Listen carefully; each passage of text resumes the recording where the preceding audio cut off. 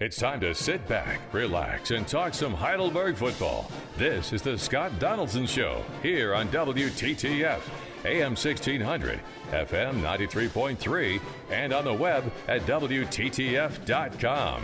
Tonight's show is brought to you by the Berg Bistro 1850 and these community-minded sponsors: Kimmel Cleaners, Harrison Price Insurance, National Machinery, Subway of Tiffin, Tiffin Brake and Wheel, and the Tiffin Buffalo Wild Wings. And now, live from the Berg Bistro on the campus of Heidelberg University, here's your host, John Kearns.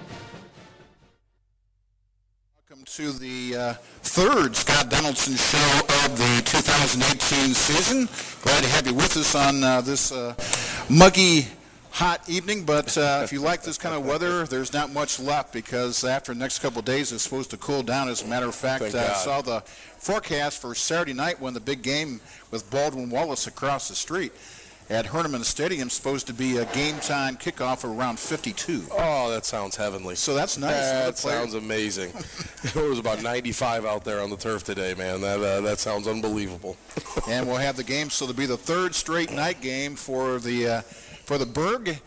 And then next week, back to home games for a little while. I'm sorry, afternoon games for a little while, but there's still one more night game, and that's going to be at Otterbein later in the season. We'll talk about the big victory over Capital, which took place last Saturday night, here in just a little bit. But to start up the show, I just wanted to make a mention of our other fall sports, and there's a lot of athletes on campus that don't play football but do play another sport. The women's volleyball team, 8-5, going into this weekend's big event, which is the No One Fights Alone Invitational. And they're going to play, Scott, 4 matches, 2 on Friday and 2 on Saturday. Yeah, it's a really great event highlighting, cancer survivors and cancer sufferers, whether it happened to you or your family. Coach Miller does a great job of really highlighting a lot of different things throughout his program. And his program's, again, an unbelievable program. You should definitely get out and see them play. It's a show. They're pretty good. Yeah, just this past Tuesday night, they beat Denison in straight sets, 3-0. But Friday at 4, they'll play Worcester College, and then at 8 p.m., Case Western Reserve. Saturday morning at 10 a.m., Mount St. Joseph, and the afternoon at 2, opponent will be Hanover. As far as the women's soccer team, they're 3-4 going into this weekend. They'll play on the road this weekend, also a couple of next week, but they lost a tough one Tuesday night at Herman Stadium to Calvin, 1-0. Yeah, and I heard a rumor. I didn't see it, but the 1 point she was offsides. Calvin scored. That's what I heard. I don't know, but can't go back. Okay, so the men's soccer team having a little tough start, 1-4, but they played competitive. They will play this weekend on the road as well, and they played last night, I do believe, at Case Western Reserve and lost that one. And then also in fall sports here on campus, we have the women's cross-country squad. They'll play their next action will be on the 29th, which is a Saturday. They'll play at the All-Ohio Championships in Akron, and actually that's for the men and the women cross-country. And then also fall golf. Not a big schedule, but the women and the men will play, and this coming Sunday, let's see if it's going to be Sunday and Monday, I believe, at the Allegheny Women's Invitational in Pennsylvania, and the men will play Saturday at Bluffton. So that's a quick look at what's going on around campus, but it's always a busy time of year right now with all the sports going on, including football. And we also talked just a minute or two about high school football, and so far this year for Tiffin, the 2 Tiffin high schools, both teams are 3-1. Columbian, they've struggled the last couple of years trying to rebuild that program. They normally don't have an off season, but a couple off seasons. But Coach Judd Ludd will be, he's bringing this team back. He is 3-1. They have beaten Elida, Ashland, and Toledo Start so far, and their only loss was to a very, very good Anthony Wayne team. Absolutely, where they played tough. They played Anthony Wayne very well. They're playing well this year. I'm really excited to see what they do against Vermilion this weekend. Calvert, they had a tough night at Gibsonburg. We talked about this last week, that Steve Reeser, who was the former Gibsonburg coach, but starting way back, he was a Calvert graduate.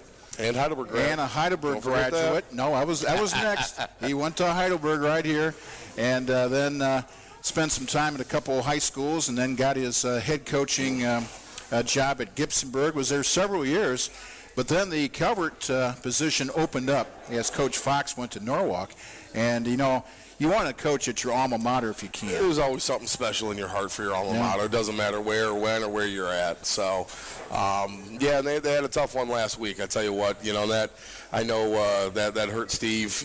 Just not playing up to their capabilities. It could have been a little big game hangover. We've all been there after beating St. Paul the week before, and but they'll get it turned around. They got a great group of older seniors that have really bought into what Coach Reeser's doing, so they'll get it turned around.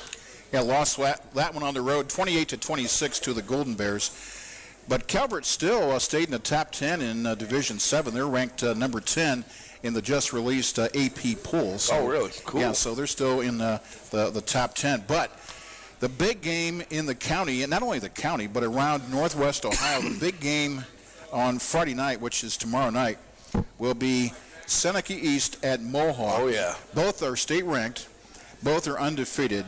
And if you can't make it to the game, WTTF will have live action for you. And that'll be at 6:30 pregame, 7 o'clock kickoff at Mohawk. Mohawk 4-0. They're ranked number 3 in the AP poll in Division 7.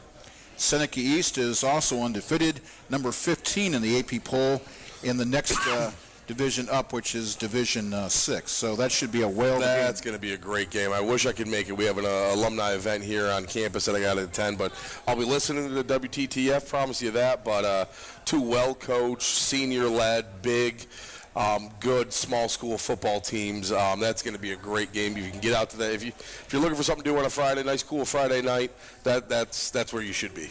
Yeah, that's for sure. So join Nate and the gang over at Mohawk. Like I said, if you can go to the game, please do so. If you can't, listen in to either AM 1600, FM 93.3, or on the web at WTTF.com.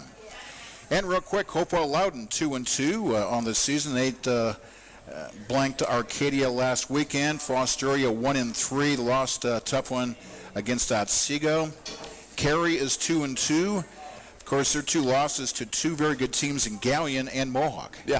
So that's their two losses. Cary's always a team you're always going to hear talk about playoff talk, no matter where they are in the beginning of the year. They'll get it turned around. Vanloo will play at Hopewell Loudon this coming Friday night. I take that back. They'll play at Riverdale, trying to get their first win of the year. Arcadia lost to Hopewell. They'll play at home against Corey Rawson. Lakota, they're 2-2. They'll play on Friday night at Sandusky St. Mary's Central Catholic. Buckeye Central, they're 0-4. They'll play this week at Upper Sandusky. And also Willard will be on the road at Margaretta. And also a couple other mentions. Clyde, they're 2-2. They'll play against Port Clinton on the road. And Bellevue is 0-3. And people say, they're going to be 0-4 because they have to play an undefeated Shelby team.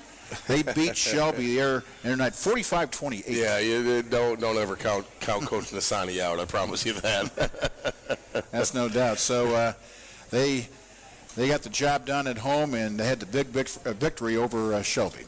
All right, that's high school football. Let's talk about last Saturday night's game at Columbus or Bexley or Capital University. It was a whale of a ball game, went back and forth. But let's start out with the first quarter. You took the lead with, a 7-0. Just really the beginning of the game went right down the field. And Brandon Short with a 4-yard run and the extra point good. So you got off to a great start, 7-0. Yeah. We did what we wanted to do. We won the toss. We took the ball and had a great drive with some. what I wanted to see coming out of the gate was us being able to sustain a drive. Not just have big play, big chunk plays where, you're getting 5-6 yards, you're converting some third down, but you're getting yourself into third and manageable situations. And that's exactly what the offense did in that first drive, and I was really happy to see it. And it's great to see Shorty in the end zone, his first touchdown of the year, and great to see him getting back rolling. We all knew that Thomas Wibbler, had a great arm, and he can run the ball as well. He's been there for a while. And he let him down with about 6:37 to go in the first quarter. The touchdown made it 7-6. The extra point, I think if I remember, it hit the left upright, clanged against that, and then bounced back about 20, 30 yards. He really nailed it. If he was aiming for it, he did a heck of a job. Right, so that made it 7-6. So still had the lead. Then you took the lead back at 13-6 with Trace Reynolds. Did that remind you, the 52-yard run remind you of the touchdown run in Week 1 against Oberlin? Yeah, it was almost the same. I mean, it might have been the same exact play call, to be honest with you. It was, he made a guy miss the line of scrimmage and he's gone. And that's one thing about Trace you're going to see this whole year. We've seen the first 2 games. If he gets in the open field, he's gone. Right. Made it 13-6. Now the extra point this time by Austin Baker, who normally doesn't miss many. And somehow he missed that one. It got blocked. That got blocked, so that's why he missed it, right? Yeah, we had a blocking error up front, but we got it fixed. Okay, so unfortunately for the kicker, it doesn't always show up that way in the stats. It says a missed kick, but it's not their fault, Exactly. Capital tied it with 1:01 to go before the end of the first quarter on a run. Extra point made it 13-13, so that's where we stood after the first quarter at Capital. We kind of expected a high-scoring affair, and we got it. Second quarter, Capital took the lead, their first lead of the ball game on a Wibbler run, and that came early in the second quarter. But then you took the lead back with 2 scores in that second quarter. Jace Grossman finished out a drive with a 7-yard run with, I think it was just shortly after that Capital touchdown. Yeah, it was pretty quick. It was pretty quick, yeah. And then Austin Baker came in, got a field goal to put you back on top at 23-20. I believe it was his second longest field goal in his college career at 44 yards. Yep, nailed it. Had probably 10 extra yards. Yeah, he really did. And I was kind of contemplating going for it. I was kind of running that mid area, and Austin comes running up to me. He goes, "I got this." I said, "All right, buddy, you go." And he did. Well, Jeff Garvin, our sports information director, was in the press box, so I yell out, was that his longest in his career? And he immediately said, nope, he had a 45-er one. He did. So, last year he got a 45. Jeff knows everything. He does. He's supposed to know everything. He's too good. Yeah. He's too good. Makes me look dumb sometimes. So halftime score, tight ball game at 23-20. Just a quick summary of that first half. You know what? It was offensively, it was exactly what we wanted to do. Okay, we did get hamstrung really quick with a muffed punt. That they quickly recovered, and that was deep in our own territory. And turnovers deep in your territory are pretty tough to come back from. Where they, and got a touchdown really quick right after that. But offensively, it was exactly what I wanted to see. Defensively, we had some coverage lapses. We really did, where there was too many guys open and too many guys, not doing the things they should do in coverage as far as assignment-wise, and that's not what I wanted to see. But they rallied up. We got a couple of stops there, and like I said, our offense couldn't be stopped. So, well, third quarter looked like you're going to run away with the ball game. He had a couple of scores midway through the quarter, and a drive to make it 30-20 with the extra point, with Reynolds to Maceo Matthews. Yeah. And Maceo got maybe his first career touchdown, perhaps? First ever career touchdown. He had a huge fade later. I think it's a 65-yard pass on a third and, third and 42, I believe. It was, we had a couple penalties there. But Maceo came up huge. The whole receiving corps really came up huge. All of them combined. Braden, Keivon, who you'll talk to. Maceo, Satchel had some good catches. Dimitri came up. Pennick made up some good catches, you know what I mean? So the whole receiving corps did a great job, and Trace did a great job of distributing the ball. I mean, I don't know how many receivers caught a pass, but there had to be 7 or 8 different guys catching a pass from the tight ends, the running backs, to all the receivers. So a lot of that goes on Trace, just get the ball around to as many people as we can. Yeah, receiving, there was actually 6 different receivers That, felt like caught. more. Yeah, it felt like more. But 6 is a good number. Yeah, it's not bad. It's not bad. So that made it 30-20, and then you started to stretch out the lead 37-20 with 5-something to go in the third quarter. Another Reynolds to Braden Jerome pass, this one for 16 yards. Yeah, that was Coach Lewis does a great job of switching up tempos up front, from huddling into super fast into super kind of medium. That was one of our super fast plays, and we ended up snapping the ball before Capital got aligned and kind of forgot to cover the 6'3", 220-pound man over in the slot there. So it makes it 37-20 after the Baker extra point. But from that point, Capital woke up and Wibbler got going, not only through the air but running. So they scored 3 consecutive times. Yeah. And not only came from a 17-point deficit, but they took the lead. The first one was in the third quarter, late in the third, on a Wibbler run to make it 37-27. Then early in the fourth, they got it back, and Wibbler again with a touchdown to make it 37-34. Yeah, a couple of turnovers. We had a couple of fumbles there. Okay, and that's where Wibbler really took over with his legs in that part of the game. I mean, he's such a good dual threat quarterback, and he can hurt you with his arm. There's no question. But what he was doing was sustaining drives through his legs. We'd get him down into 3rd and 12, 3rd and 15. Have everyone covered perfectly, miss one tackle in the backfield, and he scampers for exactly what he needs for the first down. And it really is kind of heartbreaking to a defense, and that really got some momentum on their side. All right, then in the fourth quarter, like I said, that was the fourth quarter to make it 37-34. Then Capital actually came back, took the lead with 8:17 to go on another pass play from Wibbler. And the extra point this time, no good. So now it's 40-37, and now you're down by 3. By the way.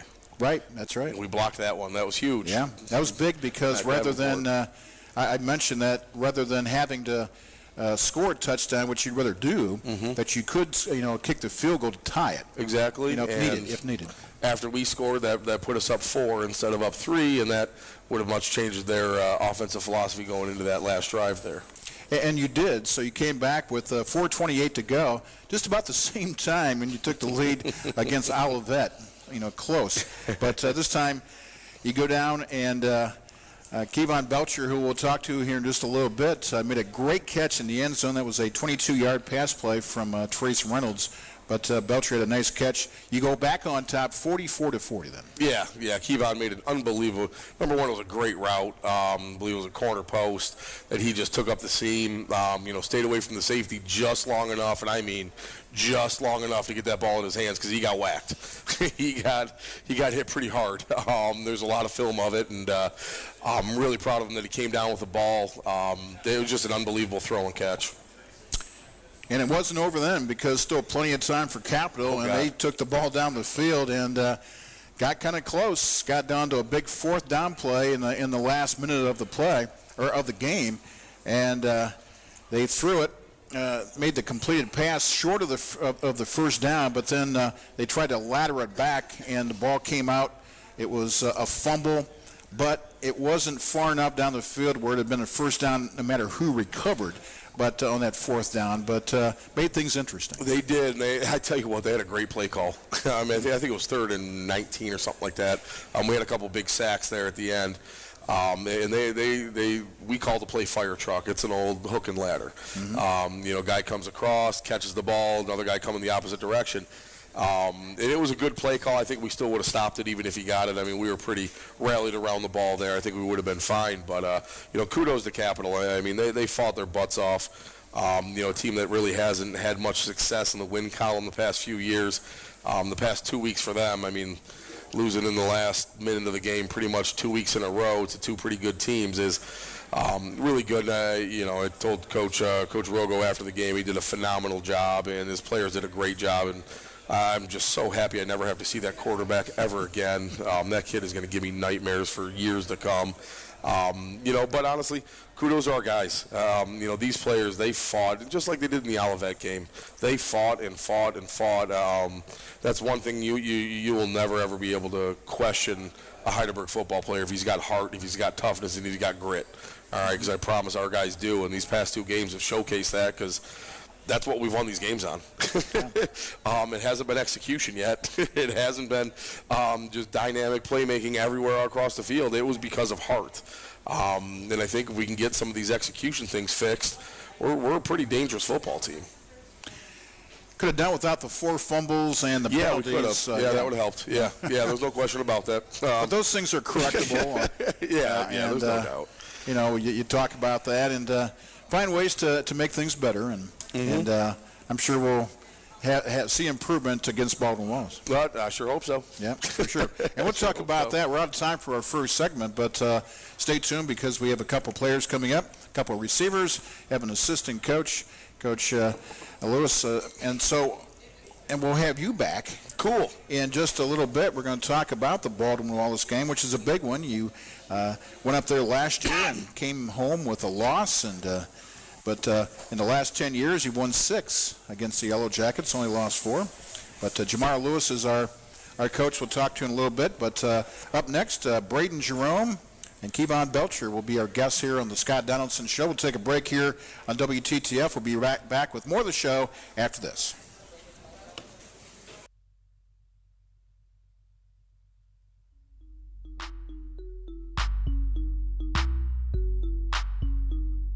My name's Chad Williams. I'm a freshman. I play wide receiver, and my major is sports management. If you were a rapper, what would your rap name be? Lil Will would be my name. Ideal vacation and who I would take with me? I'd definitely go to like Hawaii, and I would just take the baddest girl I know. Celeb crush, Tate. If you could have any superpower, what would it be and why? To read people's minds, because I'd always want to know what they're thinking of me. Favorite drill in practice? Definitely one-on-ones. Love doing that. Shout out to my mom and my dad and my 2 brothers at home. Love y'all.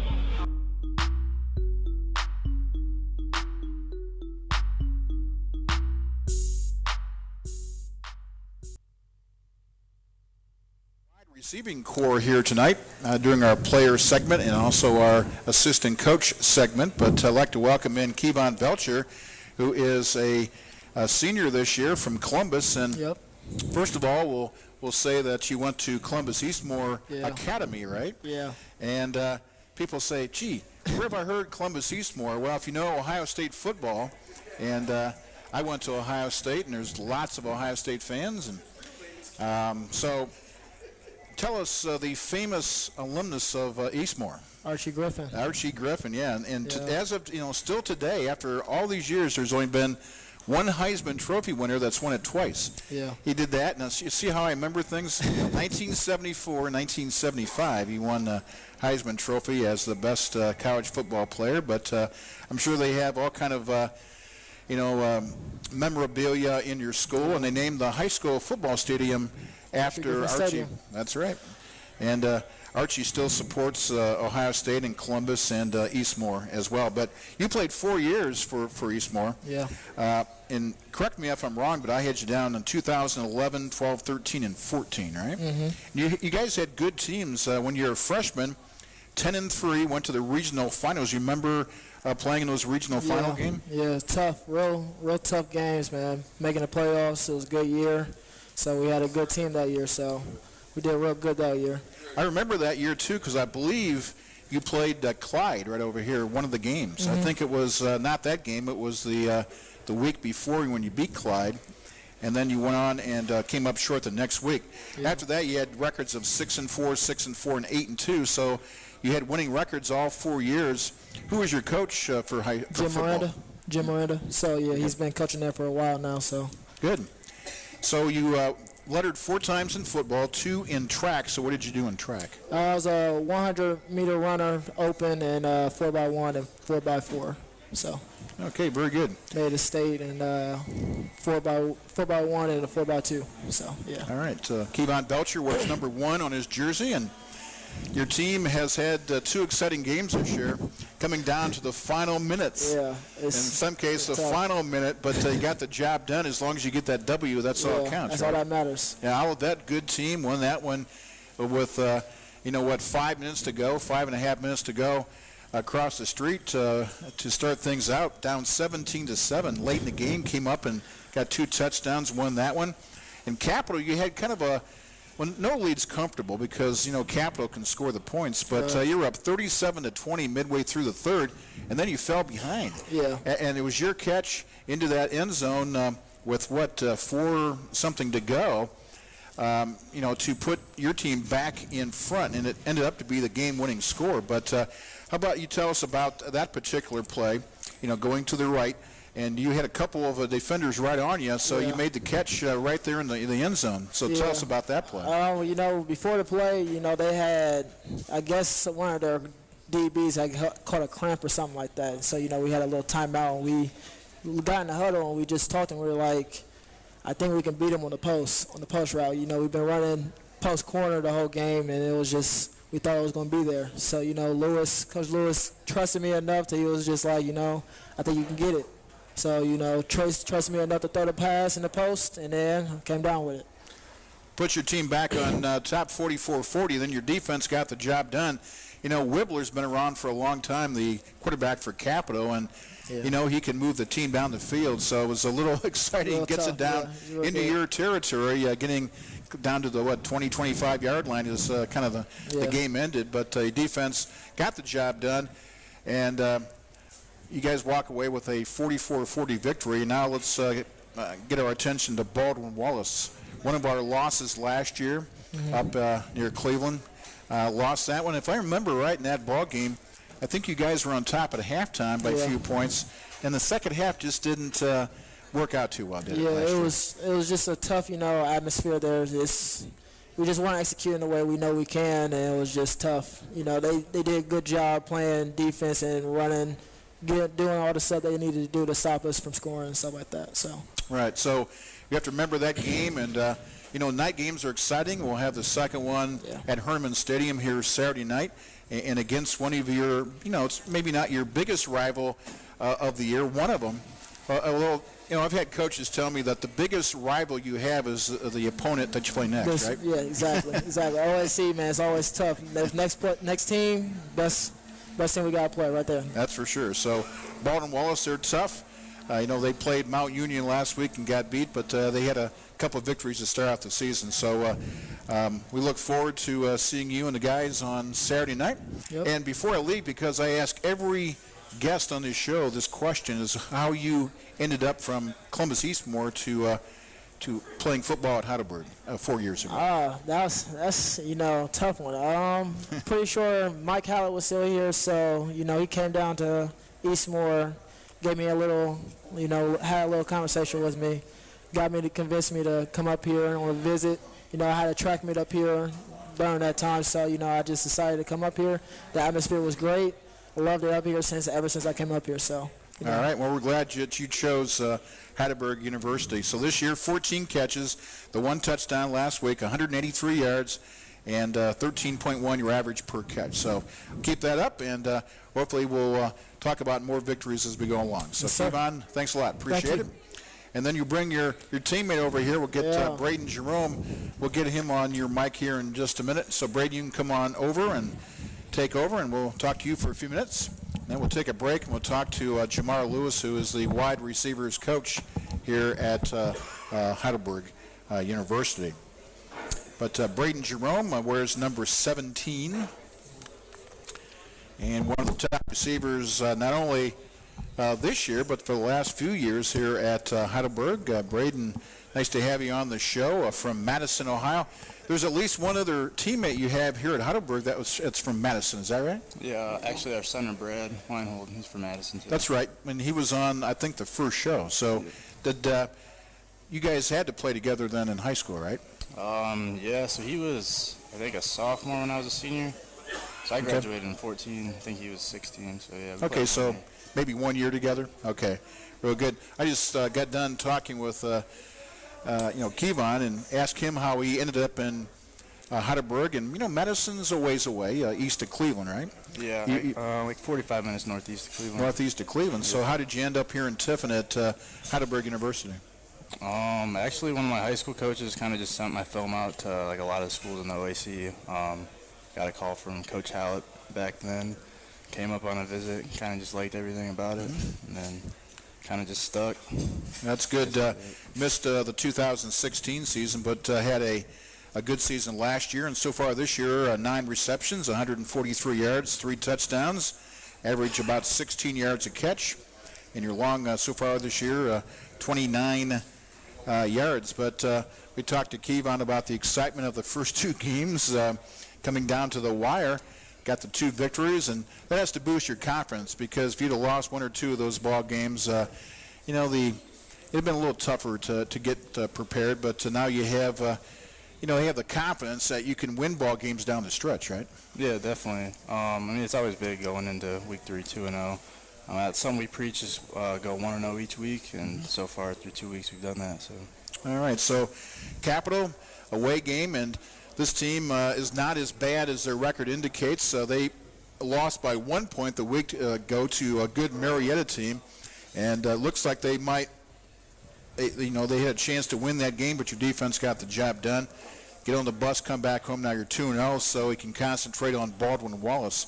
What do you know, practicing all week about the Baldwin Wallace defense and your concerns about their defense? They're solid from top to bottom, with like the defensive line all the way to the secondary. Definitely going to be like the toughest defense we've seen so far this year. Secondary is really tough. They got good corners.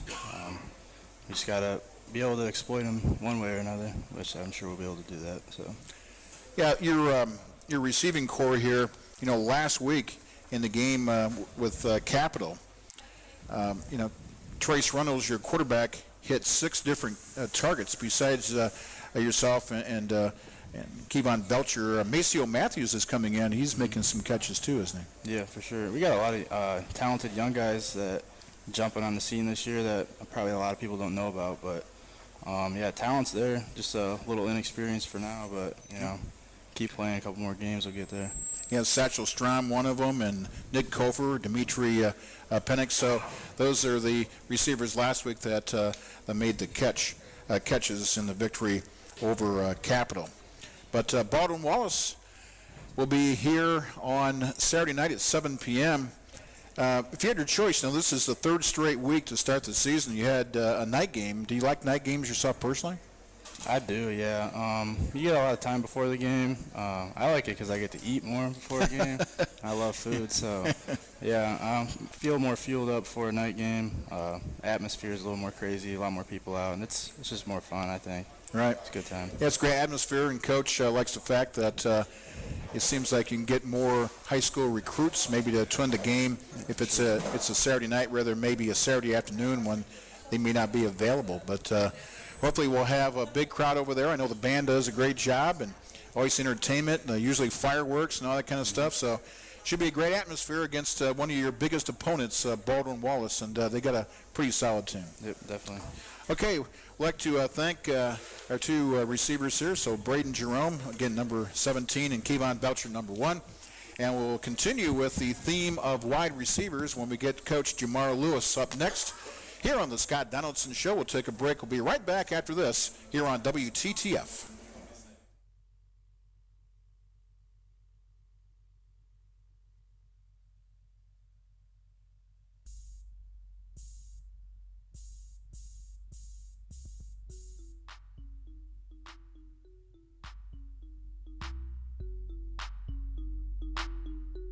Hi, my name is Hayden Amstutz. I play O-line.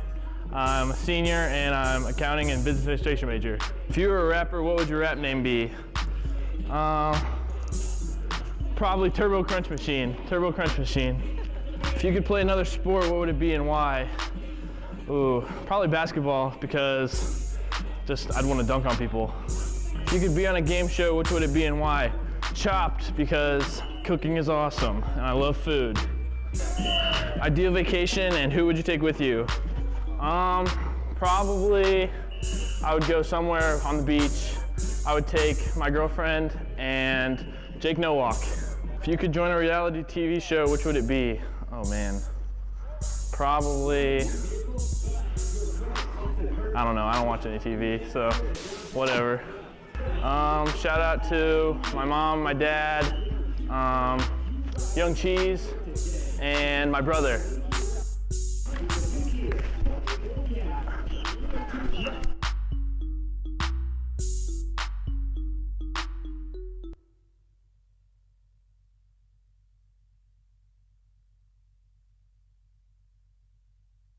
Berg Bistro 1850. They're serving up sandwiches and meals and great drinks and snacks and pastries, you name it.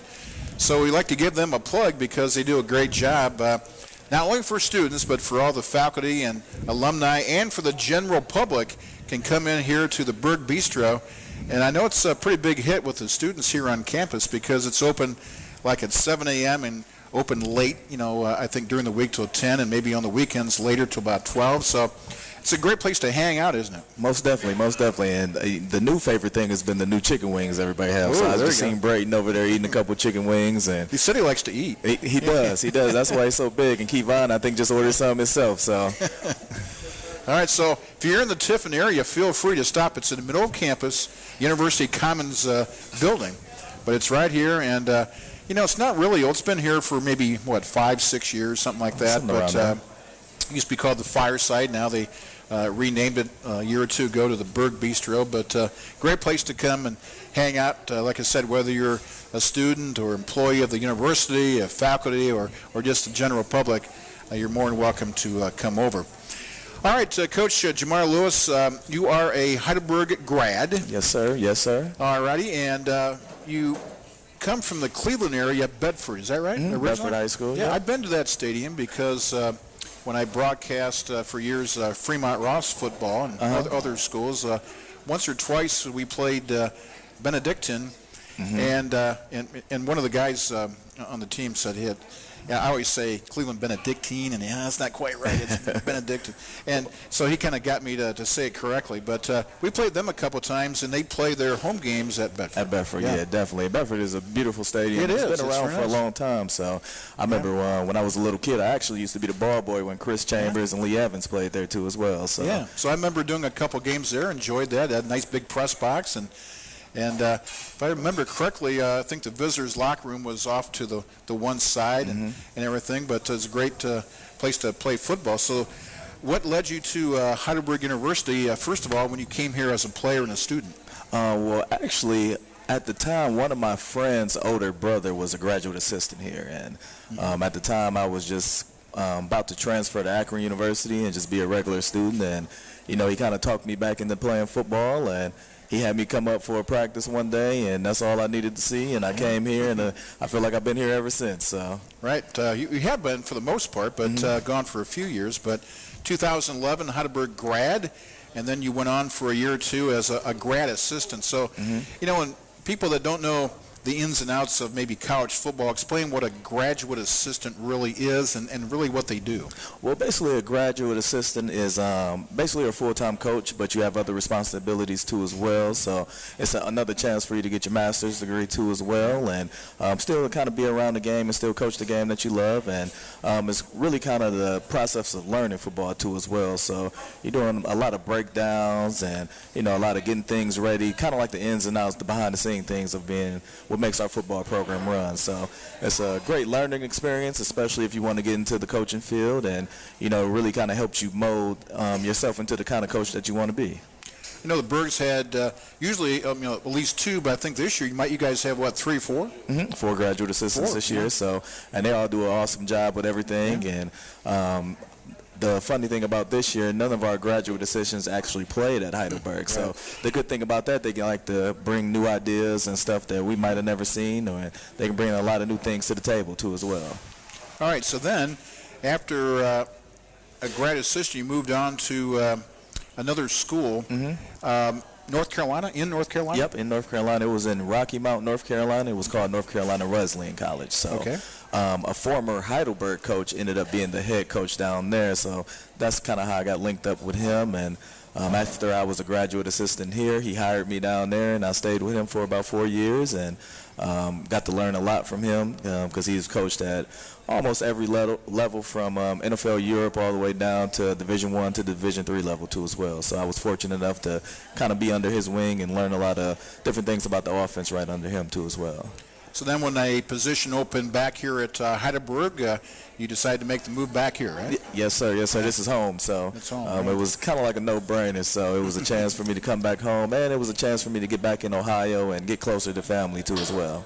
Okay, coaching wide receivers, and this year you have kind of a combination of youngsters and experience in between, right? Right, definitely. So kind of like the two old heads that I like to call is Braden and Keivon that we have here today. So they do a great job with leading our wide receiver core, but we have a lot of young talent too as well. And the nice thing about most of our young talent, they are mostly sophomores. So we have guys that are sophomores, and even our freshman class is, if they guys come in and stick together, they're going to be pretty good too as well. So I like to call us receivers by committee this year, and it's kind of just fun to just see our guys kind of hang out and gel together at practice and throughout the games too as well. So they kind of becoming their own little family of receiving corps.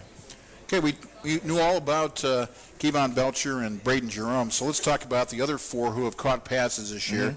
How about Maceo Matthews? Maceo Matthews is out of Miami, Florida. Maceo Matthews is probably a guy that is probably the most talented guy around that you never heard about. So Maceo can do a lot of things, and he's probably has the best hands on the team too as well. His hands are so big he can just run and catch balls with one hand all the time. So he's a great high energy guy too. So he keeps our position lively, and the guys have a lot of fun off of his energy too as well. Another young guy, Satchel Strom, who has a couple of catches this year, but he also returns punts and kickoffs, right? And Satchel, we like to call Satchel our dad of our position group. So Satchel is the one that kind of keeps everybody in line and makes sure everybody's always in the right place. So Satchel is also a great athlete too as well, and can a lot of times twist his body in different positions that some other guys can't, just to make plays for us. Nick Kofer, now is he a tight end? Yep, Nick Kofer is a tight end. Okay. Pretty big, strong, physical guy. Coming out, I believe, Willard High School too as well. So Nick does a great job. We ask Nick to do a lot of things as far as being a tight end, sometimes lining up in the backfield, and also sometimes playing a little slot receiver. So he's kind of like our jack of all trades that can do it all for us. You guys have had great tight ends over the last several years, and you've had some really good ones for sure. And, there's plays designed to go right to the tight end when maybe you need a first down, and those guys are big, hard to bring down, and can get you the first down when you need it, right? Definitely. And we like to use our tight ends in a variation of different formations, too, as well, just so we can always have that advantage over the defense as we go in for weekly game planning. And then one catch this year, Dimitri Pinnick. Is that how you pronounce it? Yep, that's how you pronounce it. Dimitri Pinnick, also another guy from Florida that came along well this year as part of that sophomore class that we have that's kind of so deep of receivers. And Meach is another guy that nobody really knows about right now that has a lot of talent and is going to do a lot of good things for us in the future. And then besides the ones we talked about, the ones that you can get in there that has potential, down the road, what other receivers do you have? Well, it's a guy by the name of Tate, who probably is the tallest receiver we have, probably about 6'5", 6'6", who's also a great talent. We have Jamie Coates, who's also a great talent for us, too, as well. Another bigger guy at about 6'4". Tanner Vitez has came on strong this year, helping a lot with special teams, too, as well. We have a couple young guys, too, as well, that's going to be pretty good for us. So one freshman in particular, Nick Snyder, who's actually our starting kick returner now, does a great job for us on all special teams. Tremont Wiley, who actually is a transfer for us, another young guy, too, as well, though. He does a great job with everything on special teams, and also getting in. He's probably our most athletic guy that nobody knows about yet, too, as well. And one of my favorites that is kind of like the boss of our own position group, I like to call him Chad Williams, or everybody calls him C. Willie in our group. So Chad is like the character of our group and makes our group fun, and we have a lot of fun going around with Chad and making Chad the boss of everything too as well. So we have a lot of great guys and a lot of great talent in our position group, and it's really kind of the sky's the limit for our group. So as long as our guys keep building and keep executing and keep working hard, I think the sky's the limit for our whole receiving core. I know last week, not to dwell on this just for a second, but 4 fumbles in the ball game, one by one of your returners. So I think Schneider came in after that point and got the opportunity. And I thought he did pretty good. He definitely did, and that's the nice thing about us. We're so deep right now, so you really can trust everybody in our position group to get in and know what they're doing and to make plays too as well. So it's never like we're missing a beat with anybody else that comes in, and we're just fortunate enough to kind of have a lot of depth at that position where you can always count on any one of those guys to make a play at any given moment. I know Capital made a good comeback, down by 17, took the lead by 3, and then with 4:28 to go, you took the lead back on Keivon's great catch. Tell us about that play. I think it went for 22 yards, so good pass and catch. Right. Well, we kind of set that play up throughout the entire game, so we kept running one variation of that play earlier, and we was just kind of waiting until we seen that safety just bite over just 1 second so we can get the ball thrown in to Keivon. And Keivon is one of our best route runners on our team too as well, so he did a great job setting up the defender and the safety, keeping him away, and made an unbelievable catch and got hit pretty hard in there. So it kind of got everybody pretty excited. I know I'm up in the booth, so I started going crazy up in the booth and everything, just to not only just excitement for him, but that was one of the greatest catches of all time this year so far. So and it was a game-winning catch. Thanks to your defense, because Capital had plenty of time, to go down the field, and they did get down deep into territory, but your defense got the job done down the stretch and won the ball game. And your bus ride home was nice, getting back late into Tiffin. But now let's talk about Baldwin Wallace, a team that knocked you off last year toward the end of the season. I think it was game number 9. That was when you guys had, I think, a halftime lead of maybe 3 points. Yes, sir. Then the second half just didn't work out too well, did it? Right, and definitely we just didn't execute right.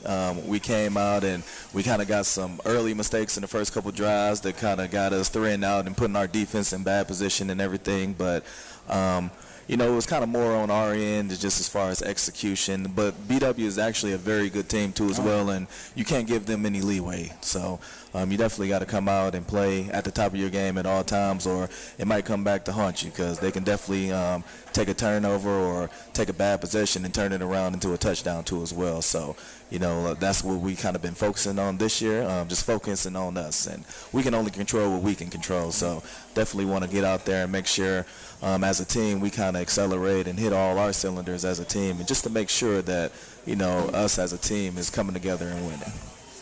All right, I'm sure it's been talked about this week, or maybe on the way home, about the first 2 games. Even though you had the victories, probably a lot more penalties than you coaches want, right? Yeah, definitely a lot more penalties, and that's just really on us having to do a better job of executing and everything. So I try never not to complain. I just always try to find a solution to what we can do better and how we can not put our guys in that situation again to get those penalties. And sometimes with some guys it might be a mental error, and sometimes it might be something that a coach put that guy in that position to do. And we just got to do a better job on the offensive side of the ball as coaches, just putting our guys in better position not to get so many penalties.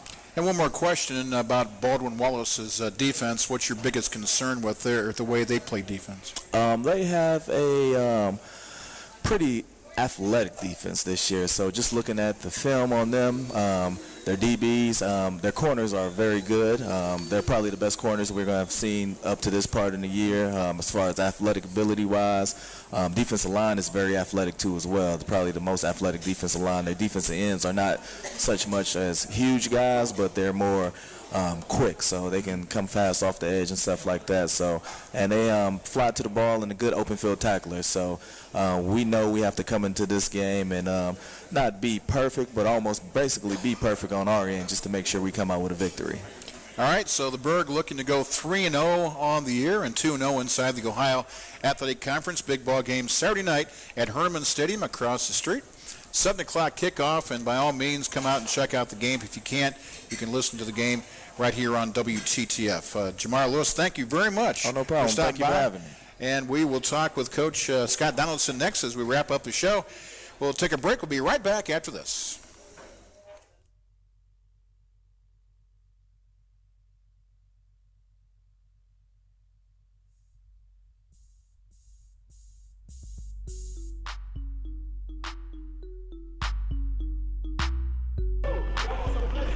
I'm Lawrence Ove. I'm a junior, D lineman.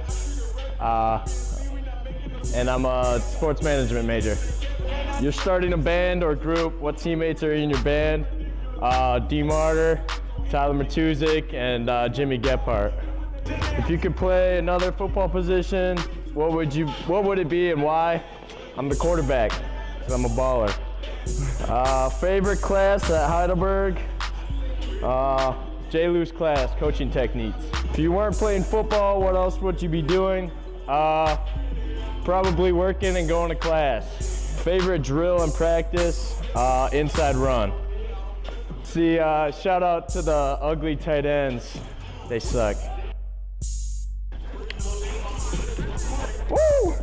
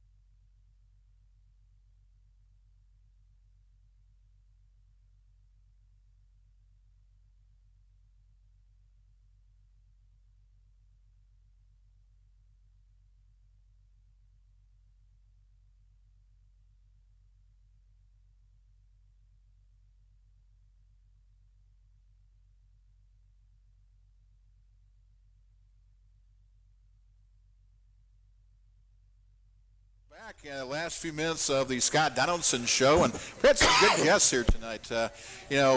You and Jeff come up with great guests for us every week, and Keivon Belcher was here as a wide receiver, and Braden Jerome, and also Coach Jemar Lewis. And I could have talked to him a little bit more. He's so much better than me at speaking. I mean, honestly, it's unbelievable. You know. But you're the head coach. You got to be on the show. Yeah, I know. My name's on it and everything. Yeah. But J. Lou's really running the show. Mm-hmm. You know, let's be honest. The players know it. I know it. You know, I'm just a figurehead. J. Lou's actually running this stuff. Yeah, there you go. You know.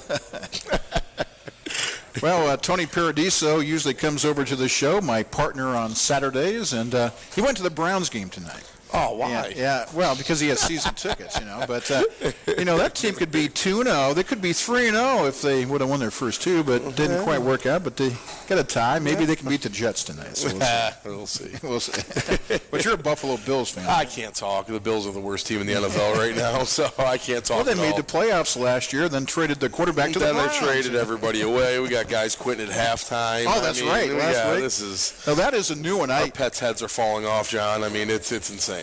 Yeah, years ago, there was actually, and I won't mention any school or any names, obviously, but there was a high school basketball player who quit the team the final home game of the year. Really? At halftime. I like it. Just go out with a blaze of glory. I'm done. And who was the player for the Bills that did that? Oh, my God. It doesn't matter. He was an old All-Pro. Yeah. He was around for quite a while. It was a DB. I can't. Wow. At halftime, he just said, I just don't belong on the field anymore, so I'm just going to get dressed and go home. Yep. Got dressed, got in his Range Rover, and drove home. Listen to the rest of the game on the radio. Right? Yeah. All right, let's talk about Baldwin Wallace before we run out of time here.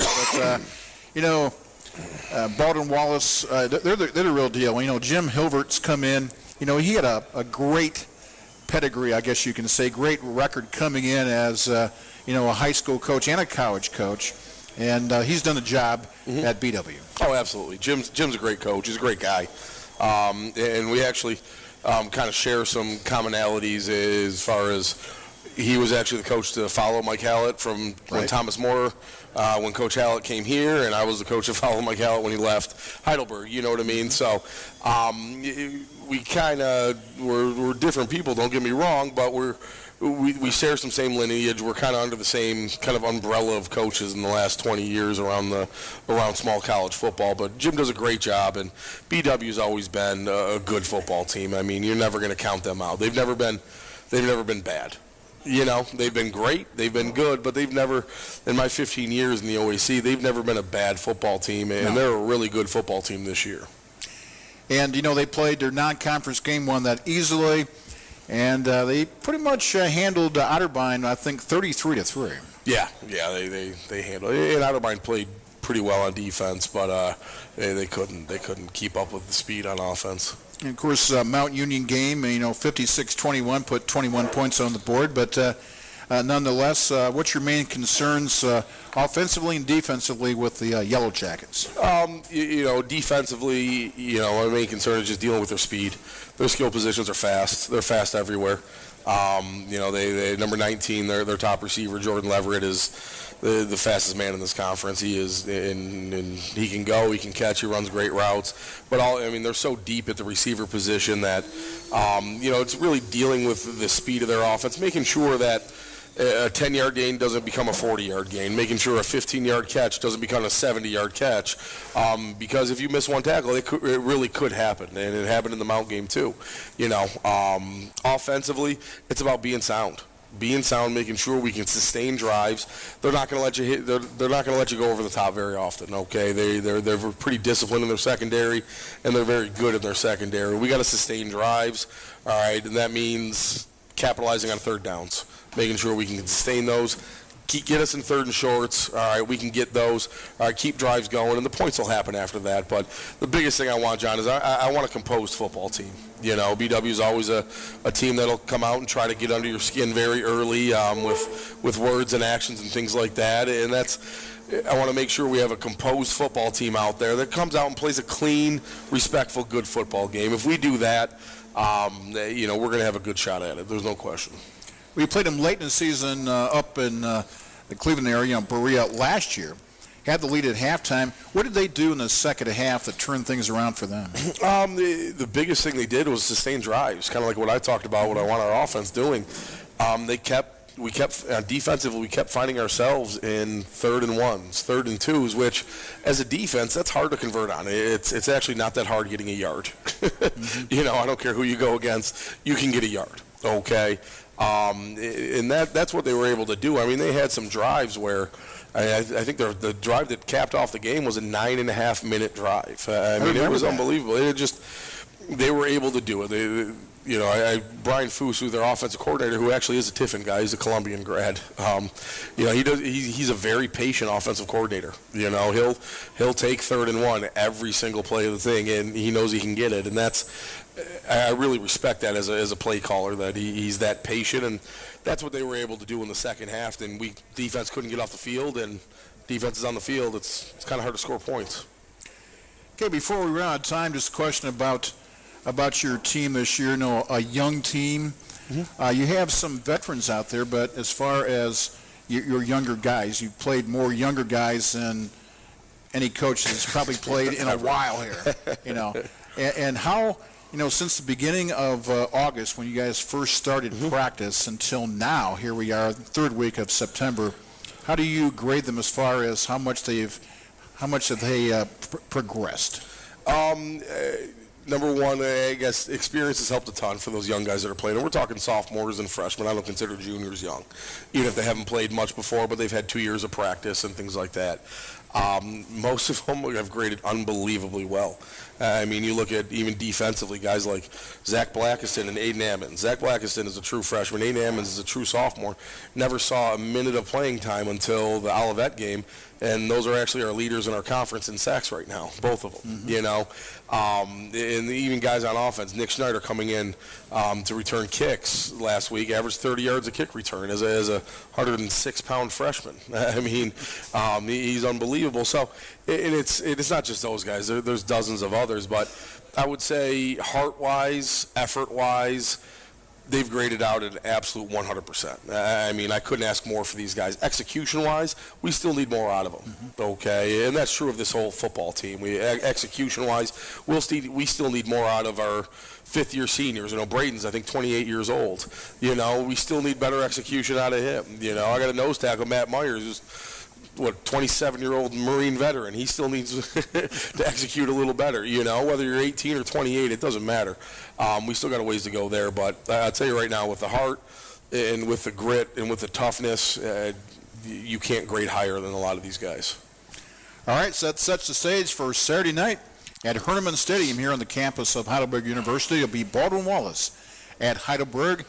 And if you can make it over, please do so. It'll be another, electric night. We haven't had one that wasn't, for the last few years. I know Dr. John Waters and his band, they do things differently, and that's great, It's and a blast. So, fireworks and whatever else. We got cannons this week too, John. Don't be scared up there. Yeah. We got cannons. Let's hope we can score a lot. So I want those cannons going nuts. But it's always a fun thing. So make sure and if you can't, listen to us on the radio, of course, AM 1600, FM 93.3, and on the web at WTTF.com. And that's it, Coach. Coach Scott Donaldson, we're out of time.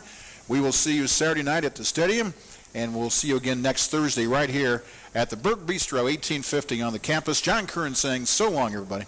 Woo! Listening to this evening's Scott Donaldson Show from the Berg Bistro. Tonight's show has been brought to you by the Berg Bistro and these community-minded sponsors: Kimmel Cleaners, Harrison Price Insurance, National Machinery, Subway of Tiffin, Tiffin Brake and Wheel, and the Tiffin Buffalo Wild Wings. Join us again next time as we talk Heidelberg football on the Scott Donaldson Show here on WTTF, AM 1600, FM 93.3, and on the web at WTTF.com.